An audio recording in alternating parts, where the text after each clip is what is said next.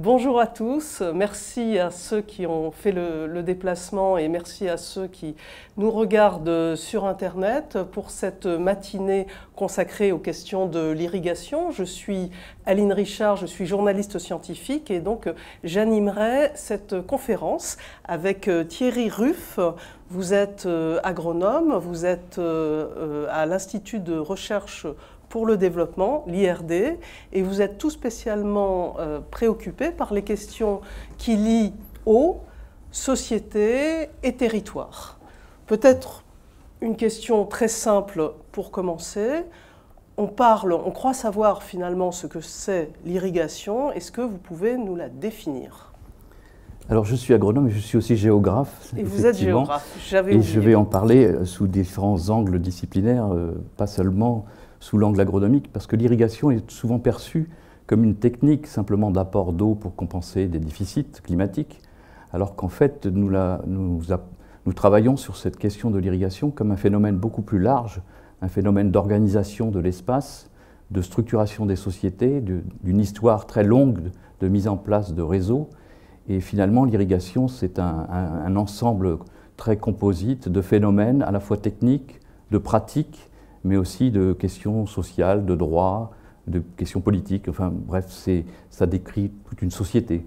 Une histoire très longue, donc, qui remonte peut-être au néolithique, et une histoire aussi qui est marquée récemment, je dirais peut-être ces 50 dernières années, par une extension.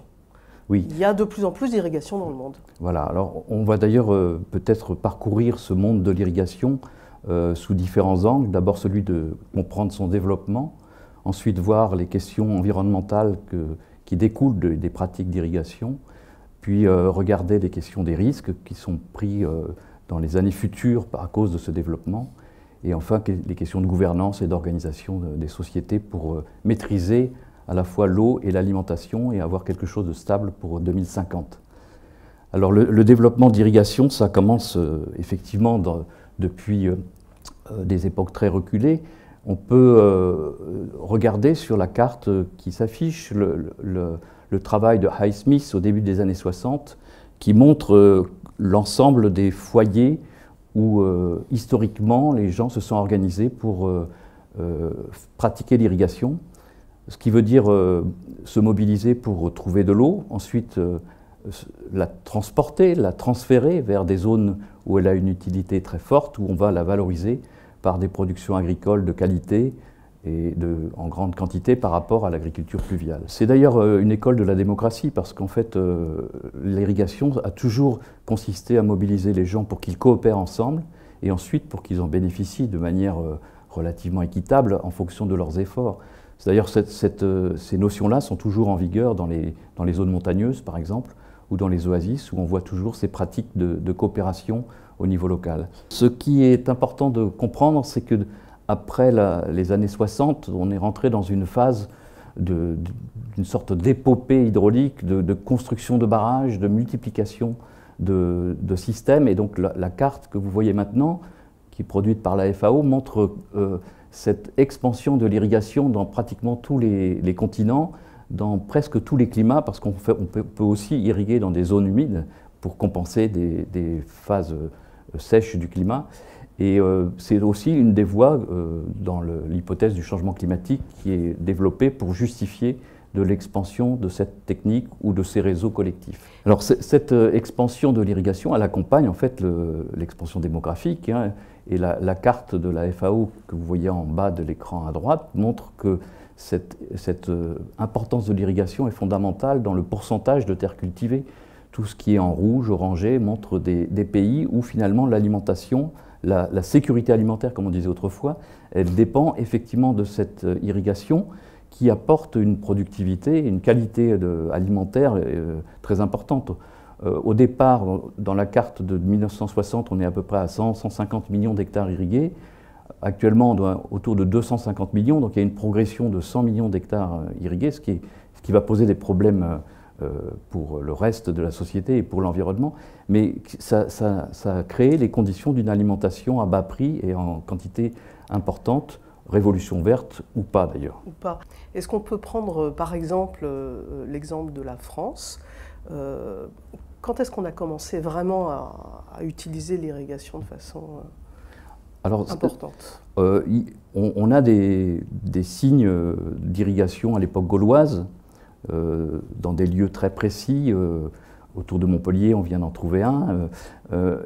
Il y a ensuite le pont du Gard, par exemple, où à l'époque romaine, on avait un double usage, un usage urbain pour la ville de Nîmes, mais aussi un usage pour les villas romaines qui pratiquaient l'irrigation et qui pratiquaient aussi le drainage. On a aussi la tradition étrusque qui est en Méditerranée, a influencé tous les rivages.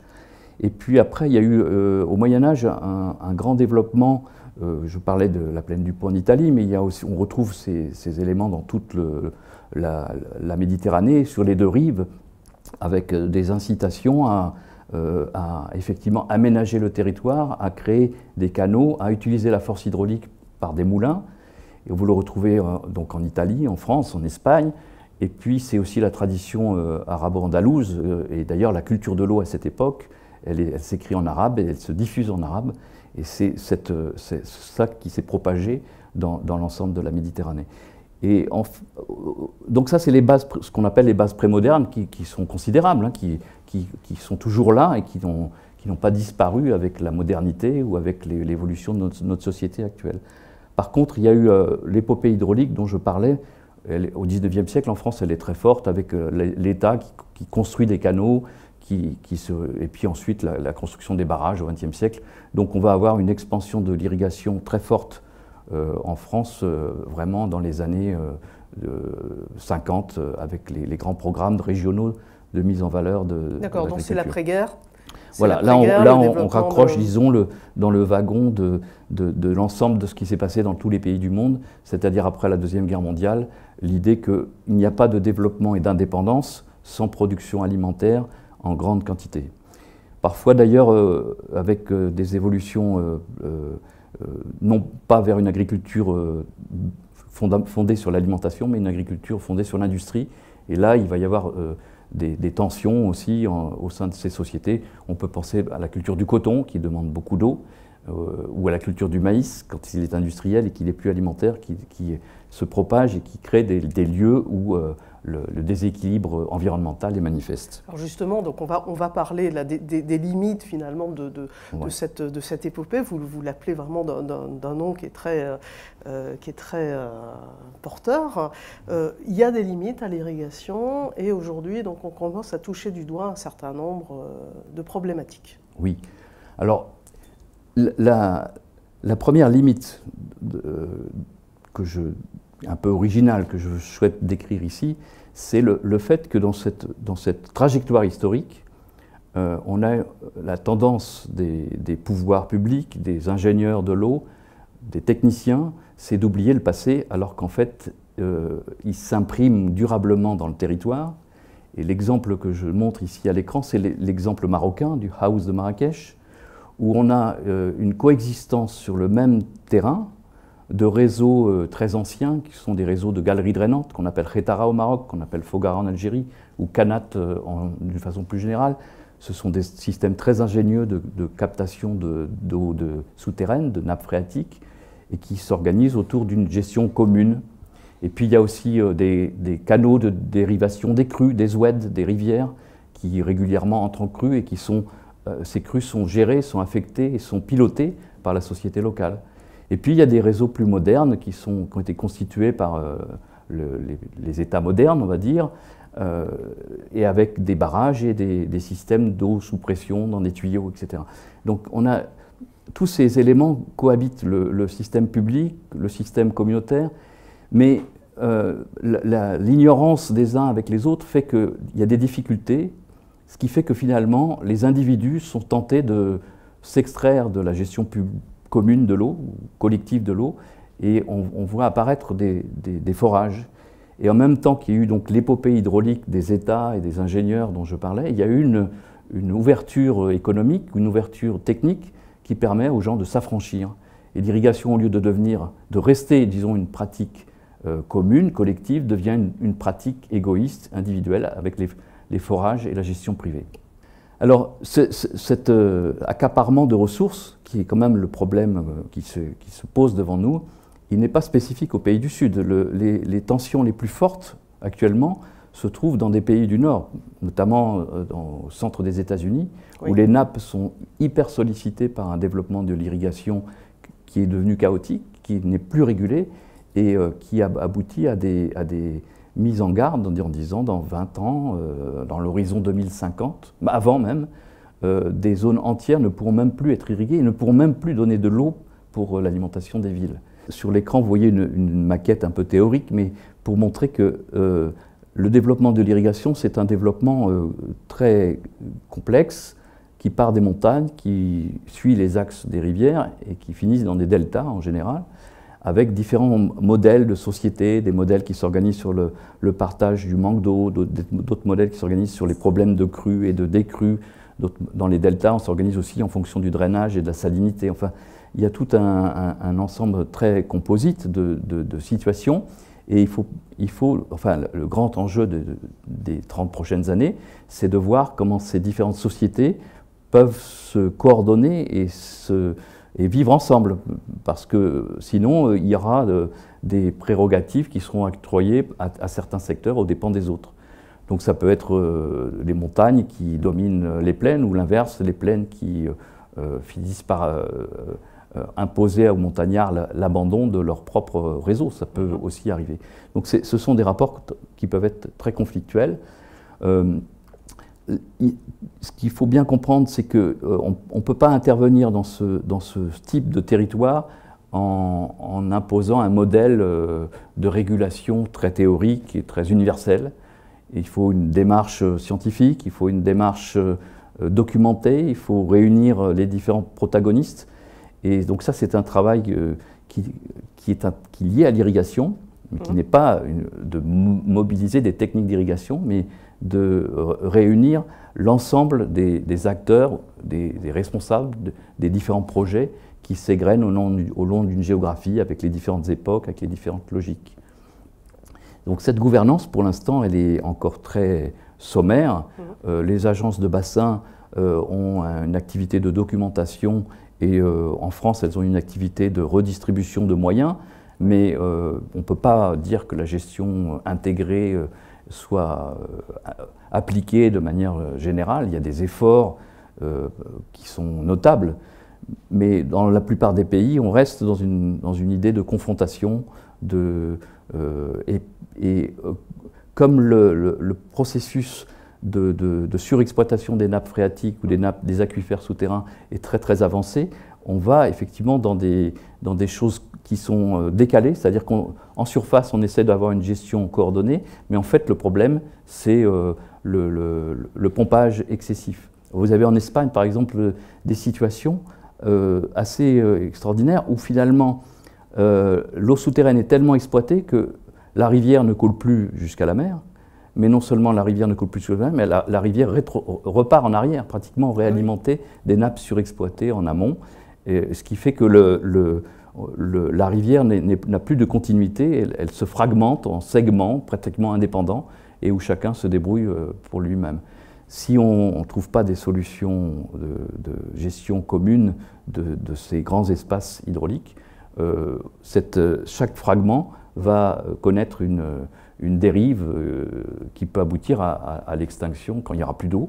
Oui. Bon, c'est des choses qui peuvent s'observer dans d'autres situations. Je parlais de l'Espagne, mais non, il y a des situations partout dans le monde, localement, où cette surexploitation n'est pas viable, n'est pas durable. Le point peut-être qui va limiter ou corriger tout ça, c'est le coût énergétique. Parce que finalement, cette irrigation, ce développement d'irrigation individuelle à marche forcée, il fonctionne à énergie à bas prix. Mais le coût énergétique va certainement changer d'ici 2050 et peut-être ça sera une chance pour que effectivement les acteurs se réunissent et réfléchissent à une manière commune de gérer à la fois les ressources souterraines et les ressources superficielles. Il y a trois modèles génériques, enfin. Il y a le modèle étatique centralisé qui a été expérimenté en Union soviétique, par exemple, sous certains régimes très marqués.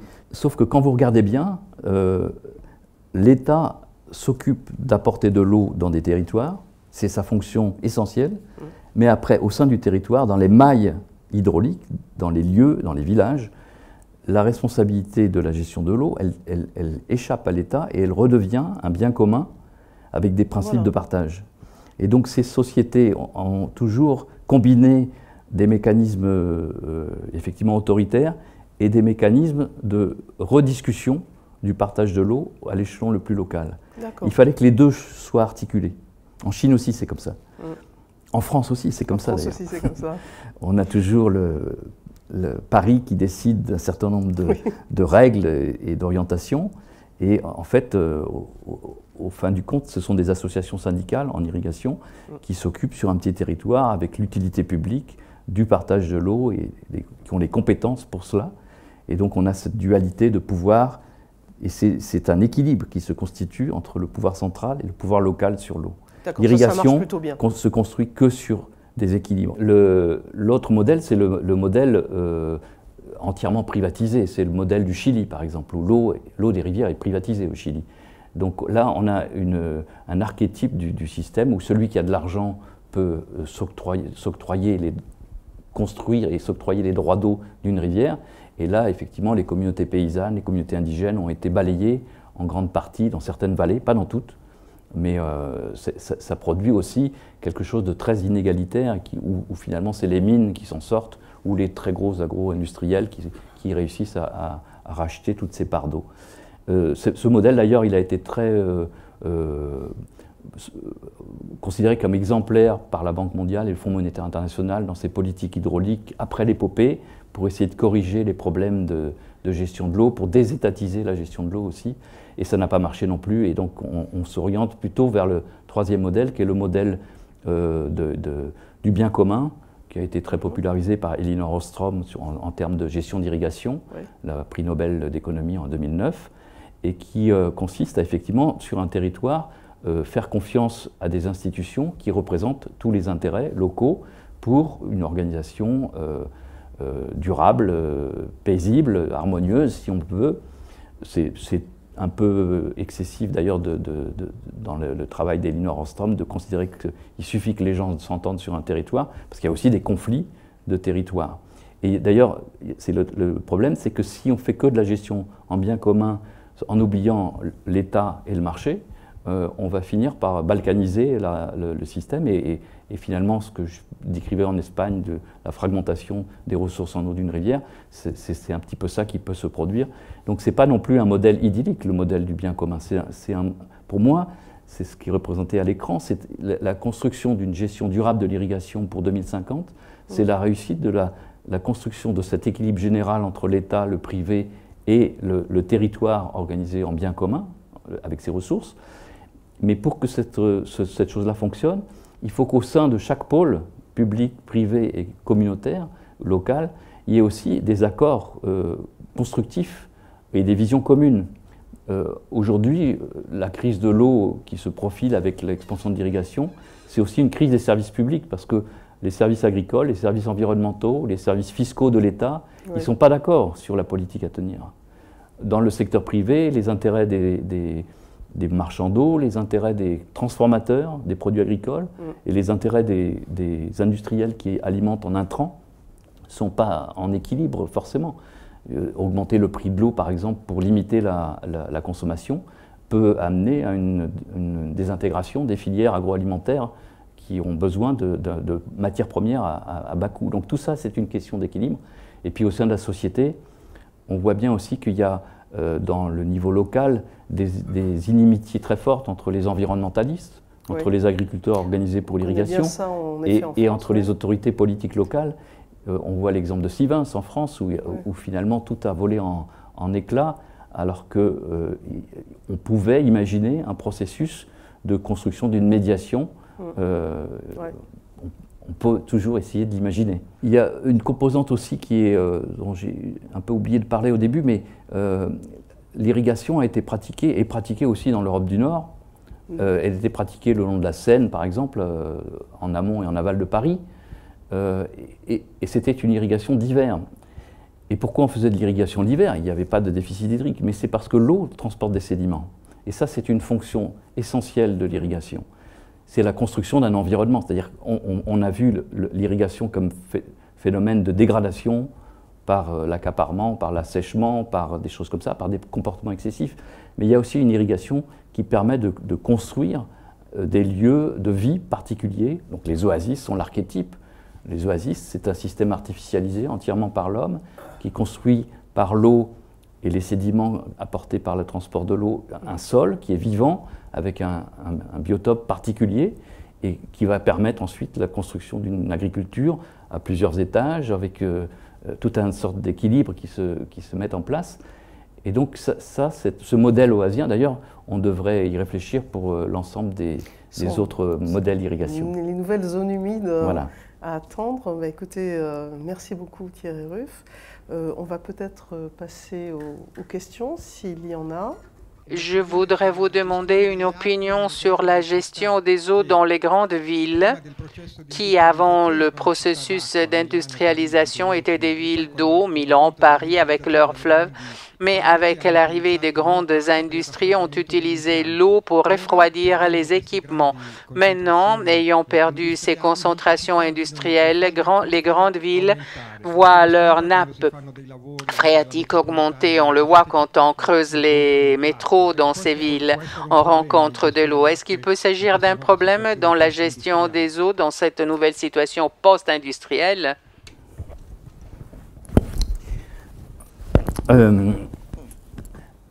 De fait, effectivement, il y a une fragmentation des rivières, mais il y a aussi les mondes urbains et les mondes agricoles s'ignorent. Au début du XXe siècle, dans les écoles d'ingénieurs en France, les écoles des ponts et chaussées, des mines, de génie rural, l'hydraulique, on apprenait aux ingénieurs l'hydraulique urbaine et l'hydraulique agricole. Ils étaient spécialistes, ils pouvaient passer d'un monde à l'autre. Aujourd'hui, ce sont des mondes qui s'ignorent largement. Alors, du coup, la documentation, enfin la compréhension plus large du phénomène que vous décrivez, de remontée de la nappe urbaine, est sans doute pas assez traitée par la recherche, par les autorités, etc. Il y a une autre chose, c'est que les villes ont eu tendance, en tout cas en France, peut-être à Milan, je ne sais pas, à ignorer leurs canaux et leur géographie, de comment l'eau circule dans la ville. On a bétonné les avenues, et donc les citoyens ne sont plus aussi attentifs à cette question de la circulation de l'eau dans la ville, sauf quand il y a une inondation, une grande pluie, où on voit de l'eau qui surgit. Voilà. Il y a peut-être aussi des phénomènes que moi je perçois pour des villes françaises comme Montpellier, où finalement, à tellement vouloir lutter contre les inondations, on crée des grands bassins de rétention partout, on crée des zones, mais qui sont fermées, qui ne sont pas publiques, qui sont... Voilà, les gens ne sont pas associés à cette gestion-là, c'est une gestion bureaucratique, pratiquement. Et ces bassins alimentent directement la nappe phréatique. Ils ont une utilité pour protéger la population des inondations, mais ils ont aussi ils jouent sur ça. Autrefois, il y avait des puits aussi dans les villes, qui étaient utilisés par les gens pour leur jardin. Et ça a aussi été en partie gommé par l'urbanisation moderne. Et donc, on a aussi vu des services d'eau qui préféraient qu'on paye un service collectif d'eau potable pour arroser les jardins, plutôt que de conserver des forages, enfin des puits, pas des forages, des puits et donc un équilibre de gestion d'une nappe. Donc tout ça, c'est des éléments qui sont... Bon, déjà, c'est assez complexe que j'ai présenté pour l'irrigation dans les zones rurales, des vallées. Vous rajoutez un niveau de complexité extraordinaire, mais il est nécessaire parce que, effectivement, l'eau dans la ville doit être réinvestie par les gens, avec un peu ce processus de faire une compréhension de comment les différents réseaux se sont mis en place dans la ville, qu'est-ce qui s'est passé en termes de circulation d'eau, de nappe, et comment faire ressurgir l'eau vivante dans la ville et pas l'eau cachée la moitié du temps et tout d'un coup devenant un problème environnemental et sociétal.